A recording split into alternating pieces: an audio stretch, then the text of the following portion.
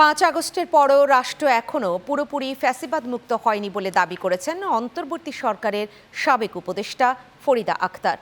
জুলাইতে গণমাধ্যম কর্মীদের দায়িত্ব ত্যাগ ও দুঃসাহসিক স্মৃতি নিয়ে আয়োজিত আলোচনা সভায় একথা বলেন তিনি। সবাই গণমাধ্যম সংস্কার কমিশনের সুপারিশ দ্রুত বাস্তবায়নের দাবি জানান এবি পার্টির চেয়ারম্যান মুজিবুর রহমান মঞ্জু। দেখুন আল নোমানের প্রতিবেদন। 2024-এর জুলাই আন্দোলনে গুরুত্বপূর্ণ ভূমিকা পালন করেছে দেশের গণমাধ্যম কর্মীরাও। তাদের ত্যাগ ও দুঃসাহসিক স্মৃতি নিয়ে ঢাকা রিপোর্টার্স ইউনিটিতে আলোচনা সভার আয়োজন করে এবি পার্টি। এ সময় মূলধারা সাংবাদিকদের আত্মসমালোচনার আহ্বান জানিয়ে এবি পার্টির সাধারণ সম্পাদক ব্যারিস্টার আসাদুজ্জামান ফুয়াদ বলেন, সব সাংবাদিকের অধিকার ওয়েস্ট বোর্ড বাস্তবায়ন এবং চাকরির নিরাপত্তা নিশ্চিত করতে হবে সরকারকে।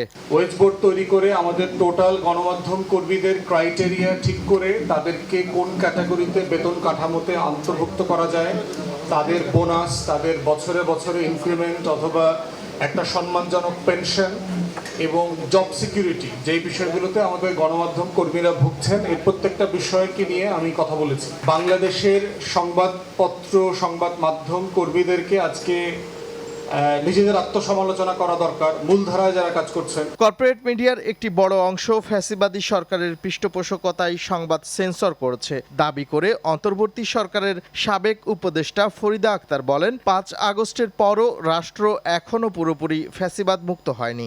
সাংবাদিক বনাম কর্পোরেট মিডিয়া, কারণ অনেক কর্পোরেট মিডিয়াতে সাংবাদিকরা কাজ করছেন তাদের এটা জীবিকা হিসেবে, একটা প্রফেশন হিসেবে, কিন্তু মিডিয়াটা কর্পোরেট হাউস একটা, এবং এই কর্পোরেটগুলো হাসিনার সুবিধাভোগী ছিল।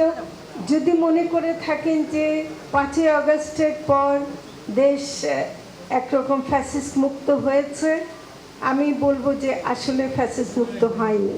সভায় এবি পার্টির চেয়ারম্যান মুজিবুর রহমান মঞ্জু গণমাধ্যম সংস্কার কমিশনের সুপারিশ দ্রুত বাস্তবায়নের দাবি জানিয়ে বলেন, গণঅভ্যুত্থান ব্যর্থ হলে আরও অনেক সংবাদ মাধ্যম বন্ধ হয়ে যেত।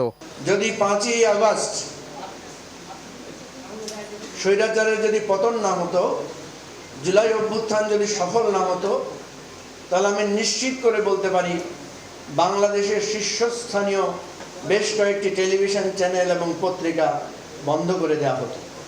এর আগে সভার শুরুতে জুলাই গণঅভ্যুত্থানের শহীদ 6 জন সাংবাদিককে গভীর শ্রদ্ধার সঙ্গে স্মরণ করে তাদের আত্মত্যাগের প্রতি সম্মান জানিয়ে 1 মিনিট নীরবতা পালন করা হয়।